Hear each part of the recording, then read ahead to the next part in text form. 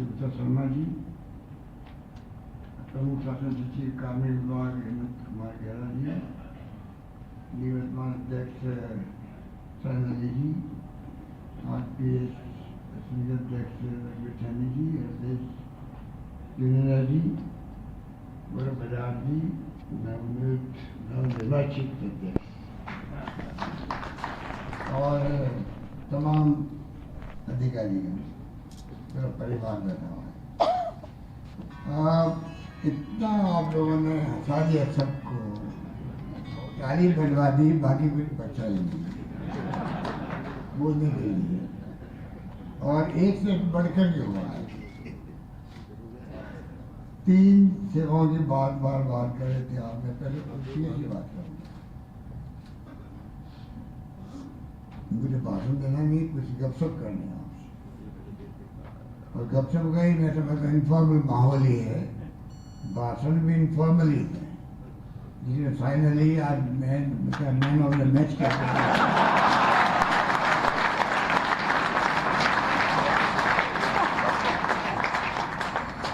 इसलिए आज उसी मूड में मैं भी हूँ। ऐसी जिंदगी में बहुत कम मौके आते होंगे जो आज मौका आप सबको बधाई इसके लिए।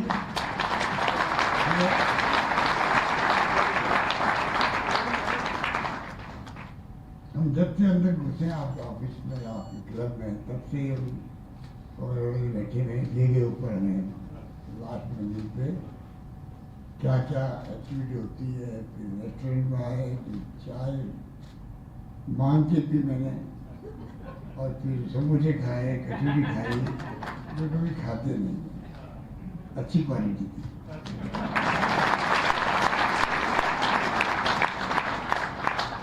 तो सबसे मैं देख रहा हूँ कि हम उषा जी को कहते हैं कि आप पीछे रह गई हो, आरएस वाला नंबर ले गए हैं। इनको मैं करो क्योंकि बजट के अंदर बातचीत चली थी कि आईएएस के लिए सरकार बना के दे क्लब। मैं क्यों दे सका?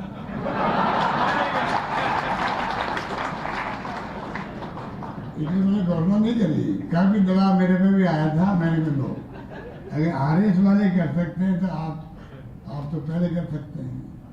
मैं उम्मीद करता हूँ कि आज इन्होंने जो दिखाया है और उन्होंने बार बार देख रही है,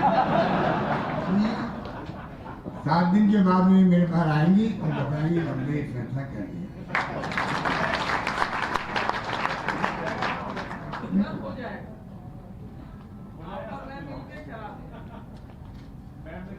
पवन अरोड़ा भी रवीश कातिली, 2 चीजें ऐसी है राजस्थान में।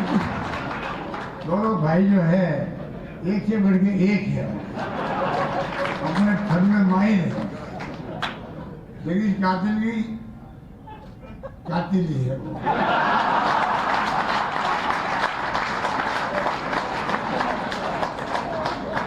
Doctor Manmohan Singh ji prime minister, Pranab Mukherjee राष्ट्रपति, रवीश कातिली जी जा रहे हैं साथ में उनके दौरे में।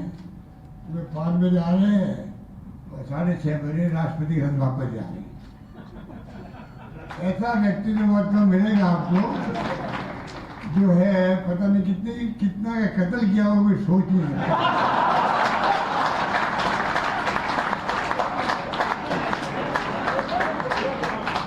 और वैसे भी अपना स्थान बना रखता है, चाहे कांग्रेस हो चाहे बीजेपी हो।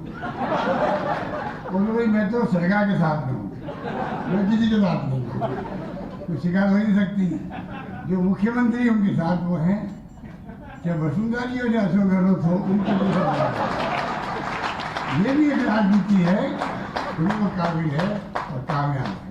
और ये भाई बैठा हुआ इनका, जगह कातिल कमजोरी कोई है तो भाई बहन, भाई ये और बहन इनकी क्या नाम, सुषमा अरोड़ा, 2 ही कमजोरी है। अगर वो सिफारिश करेंगे तो भाई बहन के लिए उनके दिल में बहुत जगह है। और ये एक आदमी खूबी भी होती है जो अपनी बहन की चिंता करें। अब मैं बोला ना, अगर मैं उनके खिलाफ बोल रहा हूँ तो टीवी में ऐसी पट्टी चलेगी जैसे मैं उनके पक्ष में बोल रहा हूँ।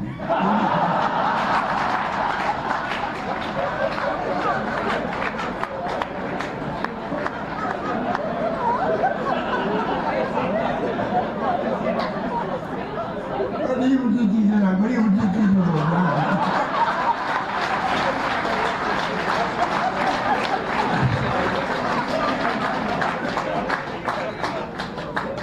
अब आप कहोगे भाई कि मीटिंग तो हमारी हो रही है और उनके बारे में क्यों बोल रहे हैं? ये आप कहोगे तो मेरा रिश्ता उनके साथ ऐसा ही है। अभी मैं प्रेस के लिए बोला, उनके खिलाफ बोला था। खिलाफ मतलब क्रिटिकल बोला था। पट्टियाँ जाने लगी ऐसी, राजनाथ भर में हो गया भाई अशोक गहलोत ने बहुत बड़ी तारीफ करिए कहते थे। ये जो आप लोगों ने बहुत कुछ कॉम्प्लीमेंट दिया मुझे भी, और ये हकीकत है कि मैं बचपन से ही, या जब मुझे मौका मिला सरकार में रहने का, चाहे केंद्र में, इंदिरा गांधी जी के साथ तो मैं डिप्टी मिनिस्टर बन गया था, चाहे राजीव जी के साथ में, चाहे नरसिम्हा के साथ। हमेशा मैं जानता हूँ कि एक गवर्नेंस देने के लिए ब्यूरोक्रेसी की बहुत बड़ी इम्पोर्टेंस होती है और हमेशा उनको साथ लेके चलना चाहिए। दुर्भाग्य 98 के अंदर स्ट्राइक हो गई 64 डेज की, और स्ट्राइक भी ऐसी हो गई कि अनावश्यक एक माहौल ऐसा बन गया कि मैं उनके कर्मचारी के खिलाफ हूँ। वही चैप्टर अलग, मैं उस पर चर्चा नहीं करना चाहता, कोई गलती हमारी भी नहीं कि हम डायलॉग नहीं रख पा रहे उनसे। अगर आप स्ट्राइक हो गई, फेल हो गई, स्ट्राइक सब कुछ हो गया, मैं भी नया नया था, पर ये डायलॉग अगर रहता तो शायद वो स्थिति नहीं बनती जो कि चुनाव में बनी थी, पर हम लोग चुनाव हार गए। क्योंकि कर्मचारी ने देखा कि डायलॉग भी नहीं हो रहा है, सब कुछ हो गया, तो उन्होंने भी शपथ ले ली कि किस प्रकार पहली बार ईवीएम आई थी, मशीन भी जम करके आप लोगों को मालूम है कि जब गए पोलिंग स्टेशन पे तो नारे लगाते हुए गए। नारे समझ सकते तो क्या लगाए होंगे मेरे बारे में। तो वो एक चैप्टर क्लोज हो गया। तो मैंने हमेशा ध्यान रखा, अपन बात आते हैं RSS बारे में। 17 साल से आपके प्रमोशन नहीं हो रहे थे, मेरे ख्याल 17 साल हो गए। आप बताओ मेरे दिन में क्या गुजर रही होगी कि मेरे स्टेट के RS ऑफिसर 17 साल से आप अपने झगड़ों में IAS नहीं बन पा रहे। तो मैंने एक एक चीज को बारीकी से समझा और मैंने पूरा प्रयास किया, समझाइश भी करी, आखिर में हम कामयाब हुए। इतनी मुझे खुशी हुई थी कि अब हमारे IAS बनने जाते हैं।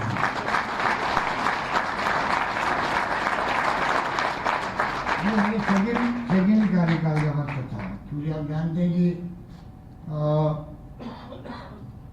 सेकेंड कार्यकाल के अंदर इस फैसला हुआ। बाकी आपने जो मांगा मुझे तो याद भी नहीं है, अभी आप खुद ही बता रहे थे, इसलिए मैंने टोका इसको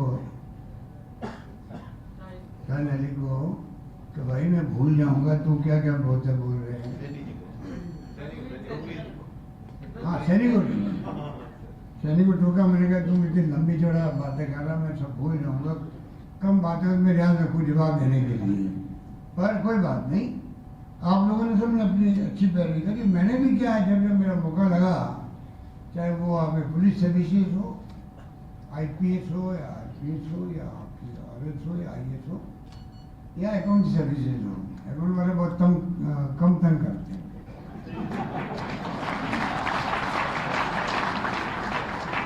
पर मैंने हमेशा जो मांगा देने का प्रयास किया, प्रमोशन भी, सीनियर स्केल भी, सब कुछ दिया। आगे आज आपने जितनी बातें कही है मैं अभी कुछ नहीं कह पाऊंगा, क्योंकि अभी मुझे इतना आप लोगों ने ज़्यादा मांग कर ली है। और साइन अली ने तो बता दिया, आपने किस लेने में बात करी, आप समझ सकते हो कि सब बातें उषा जी ने बता दिया साइन अली की पर्सनैलिटी के बारे में। पहली बार जब मेरे पास ये आया था, मुझे ऐसा याद था ये छोड़ के चला गया वापस, शायद गए ना। हाँ, तो इनके पिताजी ने मुझे कहा कि कैसा बेवकूफ आदमी है, शिवों में लगा हुआ चला गया आदमी। तो आप समझ रहे थे कि बेवकूफी है उस सब से लगा के मेरे वक्त तो नहीं है, उस सब से लगा करके मेरे तक भी रही है। पर बड़ा प्यारा इंसान है, दिल का साफ है और दिल खोल के आपको खूब आपको अच्छे अच्छे कमेंट किए, अच्छे लहजे में किए, और आज मरीज की नई पर्सनैलिटी उभर के मेरे सामने आई। मेरे आप इन्हें भोला भाला इंसान लगता है, तो आज लगा कि ये बहुत चालाक लड़का है।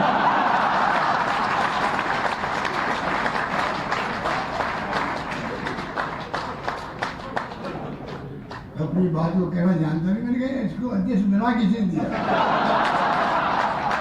आज मालूम पड़ा क्यों बनाया।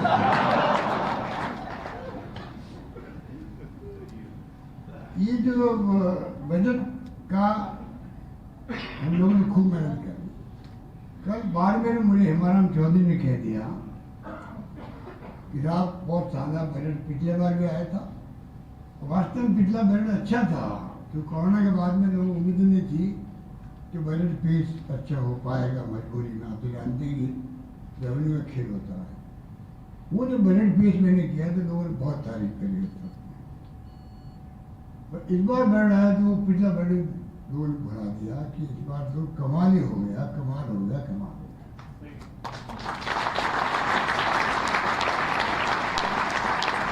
और मैंने महसूस किया अगर टीम अच्छी हो तभी तो संभव है। इसलिए आपको मैं कॉम्प्लीमेंट देना चाहता हूँ।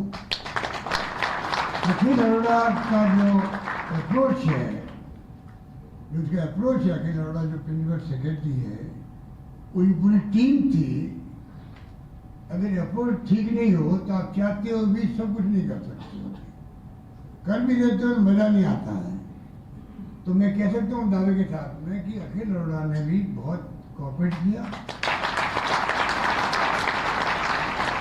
ब्यूरोक्रेसी में कमजोर है, अगर ब्यूरोक्रेसी तय कर लेती है तो जो मैंने महसूस किया कोरोना काल में भी, या मेरा तीसरी बार मैं मुख्यमंत्री हूँ, हर बार मैंने देखा है। जो एक बार IRC की थी, इंडियन नेशनल कॉन्क्लेव किया था राजस्थान में, तब भी मैंने देखा जो काम मैंने दिया है RS ऑफिसर IAS जो भी थे, काम जम के किया, मान सम्मान बढ़ा हम लोगों का। ये मैंने देखा। एक बार मेरे कांग्रेस का अधिवेशन हुआ, डॉक्टर मनमोहन सिंह जी, सोनिया गांधी सब आए थे यहाँ पर, चिंतन शिविर था, तब भी जो काम दिया आप लोगों को इस रूप में अंजाम देते हैं आप लोग कि मैं समझता हूँ, मुझे डाउट लगता है और राज्य में ऐसा होता होगा, ऐसा माहौल है। इसलिए मैं भी ध्यान रखता हूँ जहाँ मेरा बस चलता है। पहले टर्म में मिस्टर जयंत IPS ऑफिसर थे, उन्होंने मुझे जो जो कहा, ये पहले आगे जो इतने ADG बन रहे हैं, मैं रवि सैनी कहना चाहूँगा, इतने ADG बनना, इतने IG बनना, उस वक्त में मेरे कान संभव हुआ था। अब तो लगातार संभव हो गया। वही आपके IAS के अंदर स्केल मिलने लगी है, सुपर टाइम, और मैं तो टेक्निकल ज़्यादा जानता नहीं हूँ, पर मैंने जो मांगा मैंने कोशिश की। प्रमोशन में टाइम ही देते हम लोग। अगर DG की पोस्ट कम होती है तो एक्स कैडर बना के पोस्ट दी जाती है। प्रयास करते हैं कि हर व्यक्ति को, मेरा मानना चपरासी लगा करके हाइस्ट लेवल पर हर व्यक्ति चाहता मेरा प्रमोशन टाइम पे हो, मेरे जिंदगी में टाइम पे मुझे प्रमोशन मिले। ये हर अधिकारी की कर्मचारी इच्छा रहती है, और मेरा भी कमिटमेंट है कि हर व्यक्ति को टाइम और टाइम के पहले प्रमोशन मिलना चाहिए। इसी रूप में मैंने मेरा प्रयास किए, और आगे भी मैं कहना चाहूँगा आपको, प्रमोशन के मामले में भी हमने जो फैसला किया है 2 DPC का, और डिपार्टमेंट लेवल पे ही, इसके मतलब RPSC का जो प्रोसेस था उसको हमने खत्म किया है। बड़ा फैसला है। अनावश्यक टाइम वेस्ट होता है। वो कहता आप अजमेर आओ, आपके तो आप यहाँ हो, पोते लेके चलते हैं, टाइम वेस्ट करते हैं, कोई फायदा नहीं है। और मैं समझता हूँ कि बड़ा फैसला है। और उसके अलावा आपने जो मांग करी है, वैसे तो मांग तो पता नहीं तीनों लोगों ने अपने अपने तरीके कर लिया है, परंतु कानून जो मुझे लिख के दिया गया, पदोन्नति जो है नियत वर्तमान नियमों के कारण उच्चतर वेतन श्रृंखलाओं में पद रिक्त चल रहे हैं, ये आपकी शिकायत है। उक्त रिक्त पदों को भरने हेतु नियमों को सरलीकृत किया जाएगा, ये मैं कहना चाहता हूँ। मैंने बात कर दी।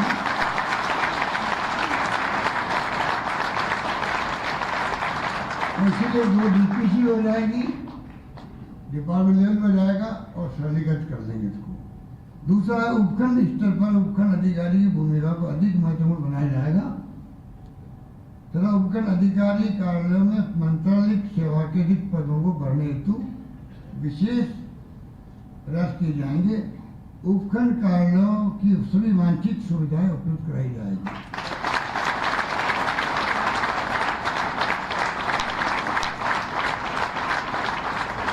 इसको अगर और मजबूत करना होगा तो मैं तैयार हूँ। कैसे आपको और ज़्यादा विचार मिल सकता है क्या, जिससे क्योंकि अभी हमने कई जगह नए एसडी ऑफिस खोल दिए, पंचायत समिति बना दी, तो जो उसने कहा साइन में कि हमारे एक एसडीओ पे जो एरिया था पहले डीवाईएसपी वाला वो दिया, धीरे धीरे वो वापस ठीक करेंगे, वापस ठीक करेंगे।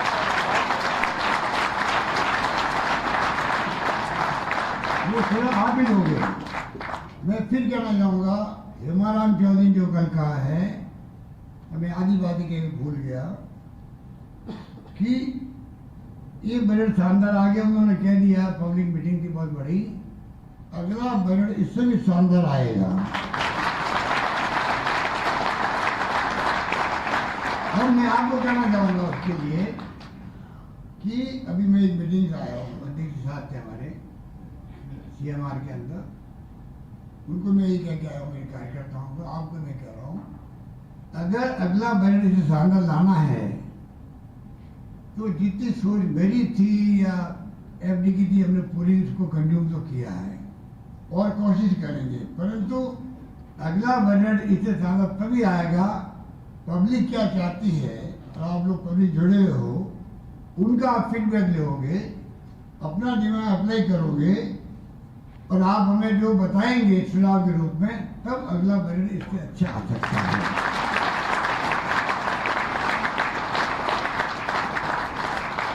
हमारे कई कर्मचारी जो दुखी हैं, कर्मचारी दुखी हैं, दुखी इसलिए नहीं कि भाई कोई फैसला अच्छा नहीं हुआ, दुखी इस बात के हैं क्योंकि कर्मचारी नेता होते हैं, वो भी तो हम लोग जो राजनीति में हैं उन ढंग से उनकी नेतागिरी भी होती है सब संगठनों के अंदर। वो बहुत बड़ा मतलब पश्चाताप कर रहे हैं। वो कहते हैं ये OPS की मांग हमने क्यों नहीं करी, हम भूल क्यों गए इस बात को। मुझे कहा लोगों ने कि साहब गजब हो गया, फिर क्या हो गया, गजब हो गया साहब, वो जन सुनने में कह रहे थे ना, जरा गजब हो गया, हम मांग करना भूल गए, वो पश्चाताप कर रहे हैं। और वास्तव में ये ऐसा फैसला था, एक ही मेरे पूरे बजट के अंदर एक भी पॉइंट आउट नहीं हुआ बजट के अंदर। एक अधिकारी ने निश्चित किया हमारे साथ में कि मेट्रो का एक्सपेंशन उसने लीक किया मीडिया को, मीडिया वाला फोन आया, 15 बातें मैं दे रहा हूँ, इसमें मतलब होते ना ऑब्जर्वर पूछते हैं कि इसमें क्या सबने ठीक है क्या, हमने कोई जवाब नहीं दिया हमको। और उसमें एक बात उसने बोली थी, मेट्रो का एक्सपेंशन होगा, एक ही बात आउट हुई थी। कई अधिकारी मिस्टीरियस होते हैं, आप जानते हो, 17 लोग होते हैं, एक वो निकला आदमी, बाकी किसी ने कोई आप में से मतलब आप भी उसमें काफी होंगे शामिल, और IAS में किसी ने कोई बात आउट नहीं करी। और एक सेंसिटिव बजट की, सेंसिटिव बजट की, और उसको मेंटेन करना ही पड़ता है। उसके अभाव में कई बार ऐसी स्थिति बनती है और कई लोग गलती कर बैठते हैं। मैं आपको किस्सा सुनाना चाहता हूँ। डिप्टी सेक्रेटरी 22 साल पहले, तब मैंने पहली बार रेवेन्यू बोर्ड में भेजा इनको, RAS को भेजा, पहले खाली IAS वाले आते थे। मैंने कलेक्टर्स RAS को लगाया पहली बार, और वाला हमने किया, जैसे मैंने बताया आपको, 17 साल तक आप चुप रहे, मुझे आप में गुस्सा आता है। 17 साल दिखा दिया आपने बिना IAS बने हुए,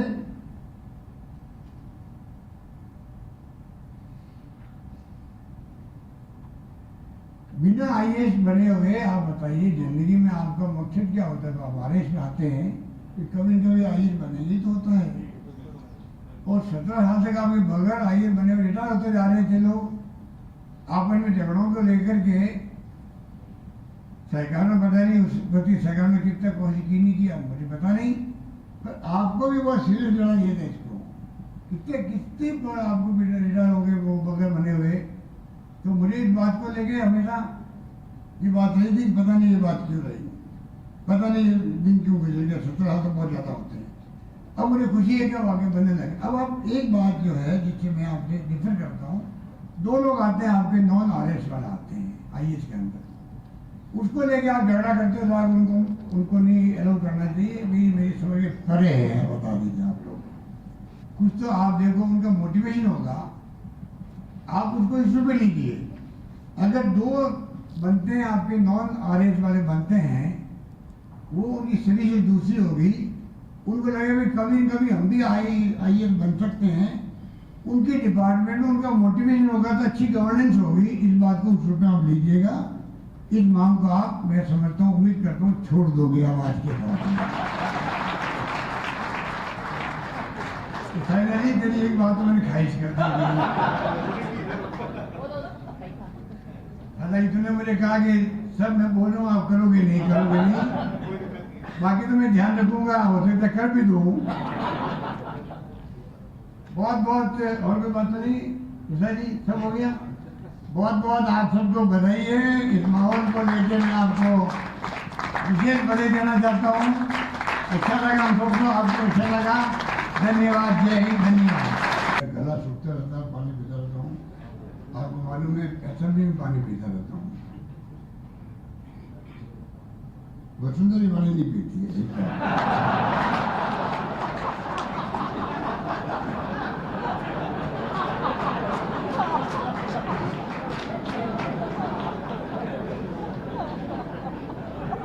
तो मैं पानी पी के लिए गोश्त नहीं हूँ, खाली बस मैं प्रॉब्लम करता हूँ। आपको मैं क्या कह रहा था अभी, क्या बात बता रहा था?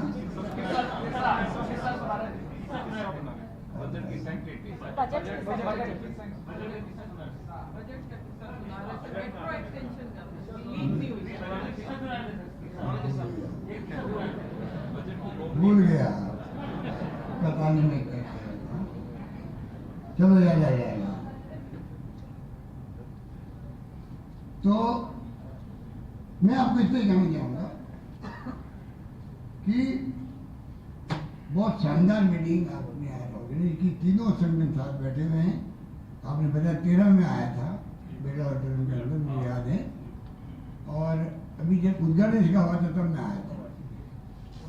पर आपको मैं आह्वान करना चाहूंगा कि ये जो स्थिति है गुड गवर्नेंस की, मैं बार बार बात करता हूँ। गुड गवर्नेंस तभी संभव होता है जब सब साथ देते हैं, और हम सबका कर्तव्य है। कुछ बातें मैं सेंटिमेंट कहता हूँ हमेशा कि आज हम लोग राजनीति में हैं। क्यों है राजनीति में? अगर आपकी ईमानदारी है तो आप पब्लिक के लिए राजनीति में। हम लोग ट्रस्टी कहलाते हैं, वो ट्रस्टी हैं, आप लोग ट्रस्टी हैं। इस जिंदगी में चांस सबको तो मिलता नहीं है।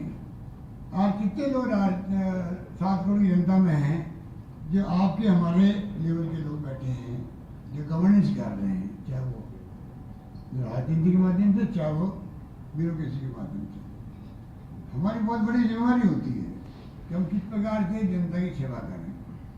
इतनी बड़ी बातें हम कर ली, बिल्ड पेश कर दिया, और उसके बाद में आप देखिएगा अगर वो लागू ढंग से नहीं हो तो कितना बड़ा नुकसान होता है। और लागू गरीब तकलीफ उसमें पाता है, गरीब आदमी होता है, अनपढ़ आदमी होता है। अभी मैंने कोरोना काल के अंदर ढूंढ करके सर्वे कर रहा है कलेक्टर से। 5 बार मैं किस्तें भेजी उनको, 1,000 रुपये, एक बार 1500 भेजा। भाई जो सड़क पे सो रहा है रात को, स्टूडेंट सो रहे हैं, बहुत ध्यान रखा। और मैं आपको भी बधाई देना चाहूँगा कि पूरी ब्यूरोक्रेसी ने जो काम उन्होंने कहा, पूरी ब्यूरोक्रेसी ने, पूरे अधिकारियों ने, कर्मचारियों ने, बल्कि कांस्टेबल तक ने मदद करी। पहला फेज था वो डर का था, भय का था, पता नहीं हम खुद हमारे खुद का क्या होगा। नर्सेज ने, सबने मदद करी। और हम लोग पार पा गए। सेकेंड फेज आया तब कई लोगों की डेथ भी हो गई, भय कम हो गया पर डेथ ज़्यादा हुई, ऑक्सीजन नहीं, दवाएं नहीं। हम लोग चार्टर फ्लाइट भेजी बॉम्बे तक कि एक आदमी भी दवाई की कमी से क्यों मरे यहाँ पर। बहुत कोशिश करी और सब वर्गों के साथ दिया हम लोगों ने, राजनीतिक कार्यकर्ताओं को, धर्मगुरुओं को, एक्टिविस्ट को, सबको, सबने साथ दिया। तो मैं आज कह सकता हूँ गर्व के साथ में, राजस्थान की आम जनता ने भी, मैंने कहा कोई भूखा नहीं सोना चाहिए, तो वो बात करके दिखाई आप सबके सहयोग से, मुझे इस बात का बहुत गर्व है।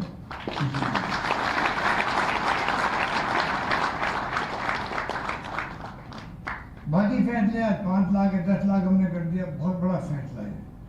पहले आप हम सुनते थे किसी का हार्ट की प्रॉब्लम हो गई, बाईपास की नौबत आ गई, फिर स्टेंट लगने लग गए। पहले स्टेंट नहीं लगते थे वो जमाने में, क्विलन जाते थे बैलून शेखावत साहब, शिवचंद्र माथुर जी, कई लोग बाहर गए वहाँ कराने के लिए, ह्यूस्टन गए हैं, वो देखा जमाना हमने। और चीफ नहीं जा सकते थे, हर एक आदमी जा नहीं सकता था। पर आज उसके बाद में धीरे धीरे इंडिया में होने लगे ऑपरेशन, तो 1 लाख 2 लाख 2.5 लाख तो मामूली बात है।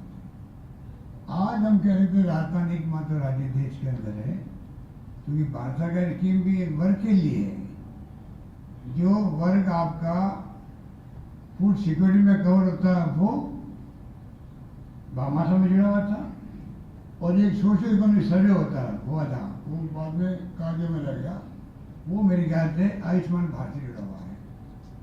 वही तो सीमेज हो, अपने जो किया वो पूरी आम जनता जो अमीर है गरीब है सबके लिए किया है।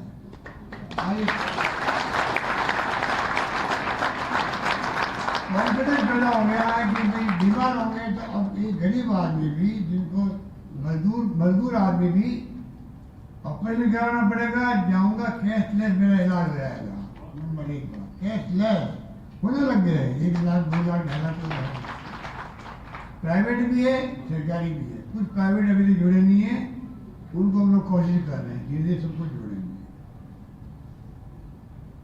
ये इतना बड़ा काम हुआ, साथ में इसके अभी जनता को नहीं मालूम। तो मैं आपको पूछूं, आप मेरे बताओ कितने को मालूम है कि चेंजिंग योजना के अंदर 10 लाख के इलाज के अलावा और क्या लाभ मिलेगा आपको मालूम है? हाथ खड़े कर कितने लोग मालूम है?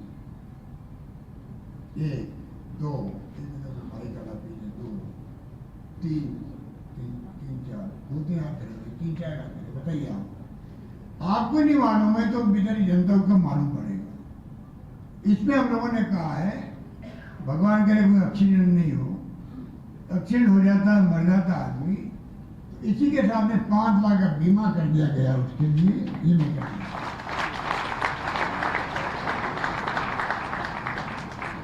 आप हम तो बजा रहे हो, पर आपकी ड्यूटी है, या जो बैठे हुए हैं या जो हमारे साथी या नहीं है मान लो, उनकी ड्यूटी बहुत बड़ी है कि हम योजनाएं पूरी समझें, लोग समझाएं, हम लोग गरीब तक योजना पहुंचवाएं। जब वो अनपढ़ है, गरीब है, गांव में ढाणी में रहता आदमी, उनको लाभ तो नहीं मिलेगा। हालांकि हमने इसमें कहा है कि अगर मान लो भूल चूक है उसकी, उन्हें आधार कार्ड बनना पाया, जन आधार कार्ड बना पाया है, तभी वो भर्ती होगा, इतला करेगा कलेक्टर को, या वन एडमेंट में जाके इतला करेगा, तो कलेक्टर को हमने अधिकृत कर दिया कि वो उसका फ्री इलाज करवाएगा और कार्ड बनवा देगा, चिरंजीवी कार्ड बनवाएगा। ये भी हमने कर दिया, कोई कमी नहीं रखेगा। सरकारी कर्मचारियों के लिए जो मैं केंद्र में रहा हूँ 20 साल तक, मैं पार्लियामेंट और केंद्रीय मंत्री रहा, तो मुझे मालूम है कि CGHS central government health scheme, उसको पेट्रोल लागू करवाया आप लोगों के लिए। आज इतना शानदार कार्ड है आपका, अब आराम से कैशलेस इलाज करवा सकते हो, अनलिमिटेड, कोई इसका लिमिट नहीं है खर्चे का। पहले मेरे ख्याल 5 लाख ऐसे कुछ होगा, 2004 के बाद वाले हैं उनके लिए भी लागू हो गया है, अनलिमिटेड लागू हो गया। ये जो कार्ड लागू हुआ है उससे इतना बड़ा फायदा है। किसी भाई ने या साहब ने पूछा था, किसी ने कहा था अभी कि उसमें प्राइवेट हॉस्पिटल भी जुड़ रहे हैं क्या?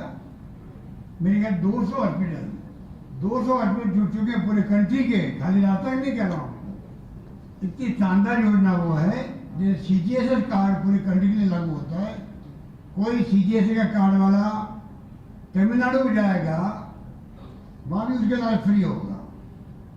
उसी ढंग से आपका जो कार्ड है, जहाँ जहाँ वो बम्बई हो, दिल्ली हो, अहमदाबाद हो, जो हॉस्पिटल जुड़ गए हैं, करीब 200 हॉस्पिटल जुड़े हैं टोटल मिला के, वहाँ सब जगह फ्री हो गए इलाज, टेस्ट फ्री होंगे आपके तमाम टेस्ट। मैंने पूरे मेरा कार्ड बनवाया, एक मुश्त 60,000 रुपये दे करके CGSS का कार्ड बनवाया एज ए मेंबर पार्लियामेंट। जिस दिन बनवाया तो मुझे कानून लगा कि जिंदगी भर कम से कम मुझे इलाज के लिए कहीं तकलीफ नहीं आएगी। ये कार्ड आप ऐसा कीमती कार्ड बन गया है। इस प्रकार से हर चीज़ का हम ध्यान रख करके फैसले कर रहे हैं। और उसमें मैं फिर नाम लूँगा अखिल अरोड़ा का। अगर एक अधिकारी, आप इतने बैठे सब अधिकारी के लिए मैं कह रहा हूँ, एक अधिकारी अगर अपना माइंड सेट ठीक कर ले पब्लिक इंटरेस्ट के अंदर, वो काम कर सकता है जो अन्यथा संभव नहीं होता है। इस प्रकार से आप सोच सकते हो। हम लोगों ने इस चीज़ का ध्यान रखा। अब मैं आता हूँ OPS ओल्ड पेंशन स्कीम की।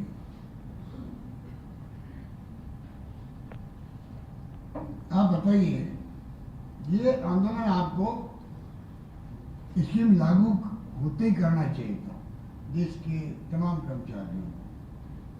वो स्कीम वास्तव में बर्बाद करने वाली स्कीम थी। इसमें मैंने कोई राजनीति नहीं करी है, कोई खुश करने का काम नहीं किया कर्मचारी। सिर्फ और सिर्फ मानवीय दृष्टिकोण से फैसला किया गया। मानवीय दृष्टिकोण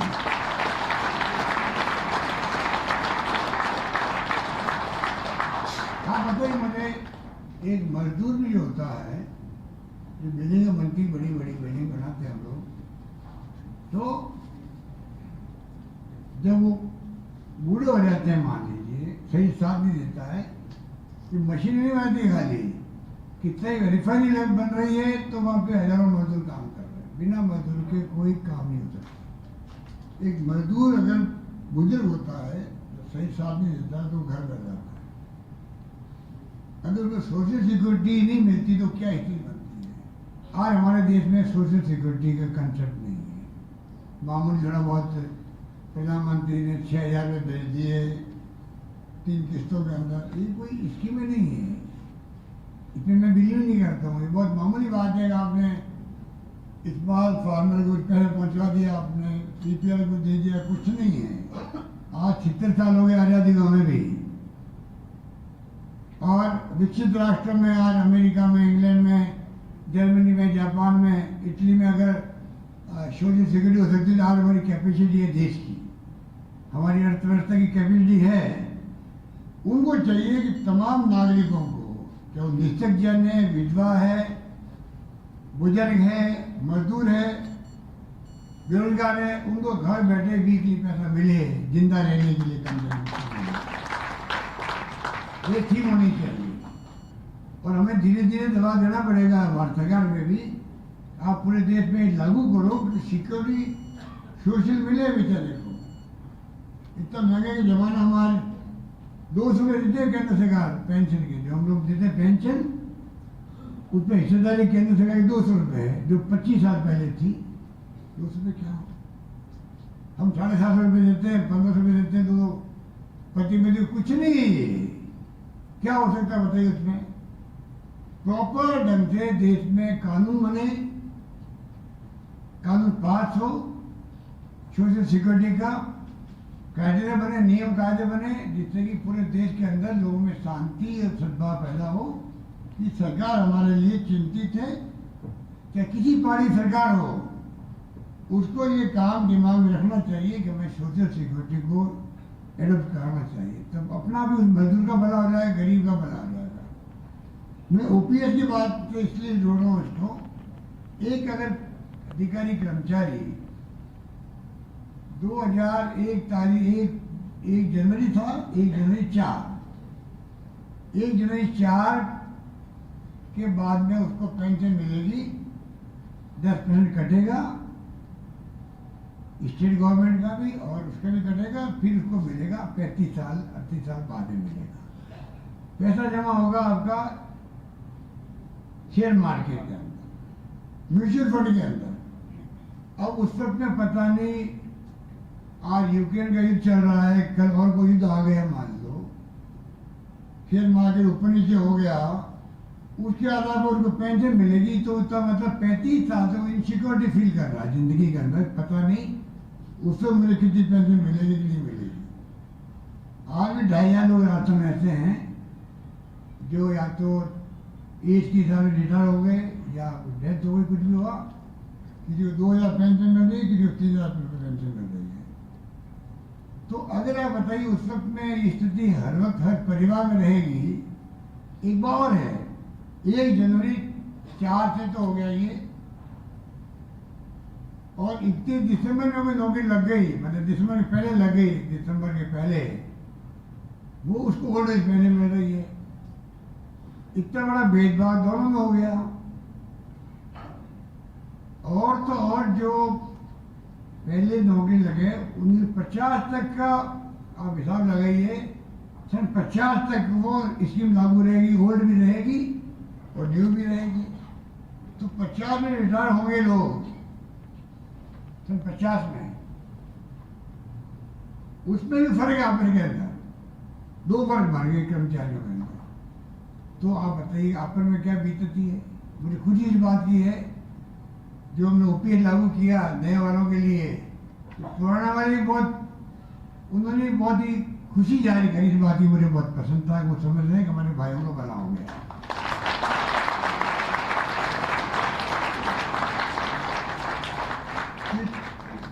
इसको ह्यूमैनिटी कमीशन ने गलत माना। इस पेंशन योजना को मानव अधिकार आयोग ने गलत माना है, नंबर 1।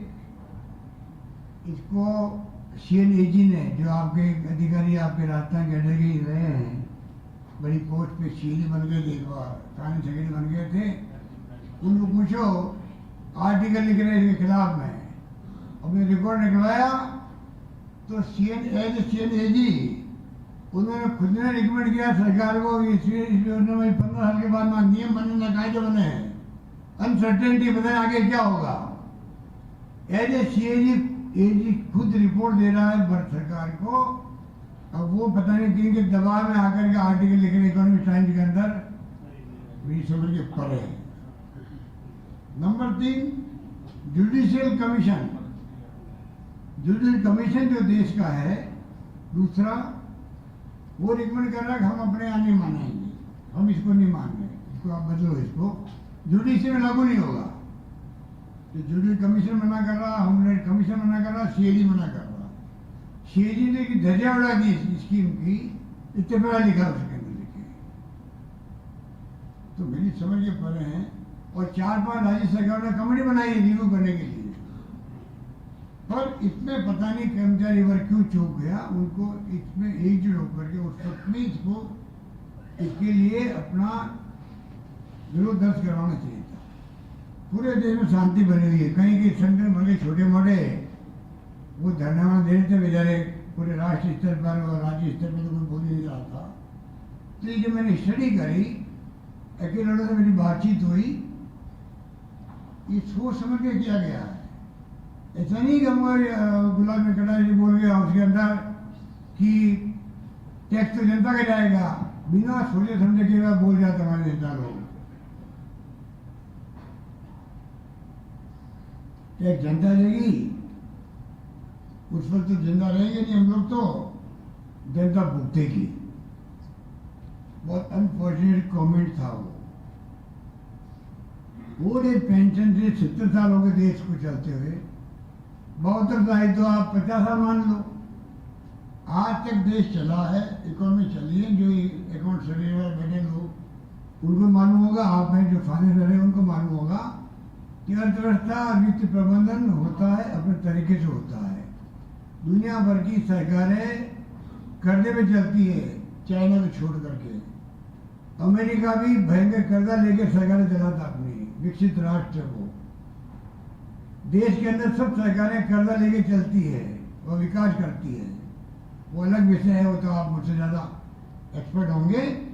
पर आप उसको जो गवर्नेंस देने वाले आपके ब्यूरोक्रेट हैं, चाहे वो कोई सर्विसेज के हों, IAS हो या स्टेट सर्विसेज के हों या ऑल इंडिया के हों, अगर वो 35-38 साल तक टेंशन में चलेंगे तो गुड गवर्नेंस क्या देंगे वो लोग, बता दीजिए।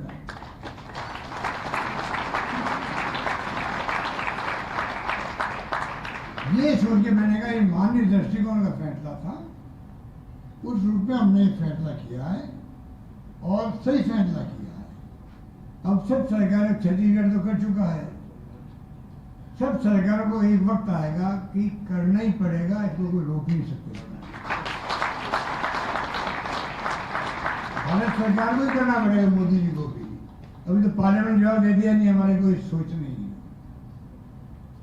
एक बात मैं और कहना चाहता हूँ, जब स्कीम लागू हुई अभी आप बार बार बोल रहे थे तीनों प्रसारित सेवाओं की बात करें, सख्त काम लिया तीनों प्रसारित सेवा। अब मैं सख्त काम लिया तीनों प्रसारित सेना लागू नहीं है, लागू नहीं है। मालूम आपको जब स्कीम बनी तो तीनों सेनाओं को छोड़ दिया, उनके ऊपर लागू नहीं है। आप नई पेंशन लागू, उनके लिए वोट रखिए, उनके लिए वोट है। और पैरा मिलिट्री फोर्सेज हैं, क्या वो BSF है, CISF है, CRPF है या इंडो तिब्बतन पुलिस फोर्स है, उनमें लागू है। आप बताइए कैसे उनके दिल में क्या गुजरी होगी। IAS और अभी ऑर्डिनेंस सर्विसेज में लागू नहीं हो रही है, अब पता नहीं आपकी लॉबी क्या दबाव दे रही होगी और नहीं दे रही हो। तो आप जब आपके जो 2004 के बाद बने हैं ना, जब लागू जब उनका वक्त आएगा रिटायरमेंट का, उसमें कैबिनेट सेक्रेटरी वही होंगे, वो कोई इसको रहने देंगे क्या, उसको हटा देंगे इसको। तो आपको पहले ही हट जाएगी। अब तो हमारी पहल के बाद में तो आपके अपना बढ़ जाएगी। तो आप बताइए कि आज 50 साल बाद किसने देखा। और अगर आप गवर्नेंस चलाना चाहते हो, यही तो लोग रेवेन्यू बढ़ाते हैं, यही लोग गवर्नेंस देते हैं, वे लोग बड़ी गवर्नेंस पूरी करते हैं, उस तबके को अगर आप नाराज रखोगे तो कैसे काम चलेगा।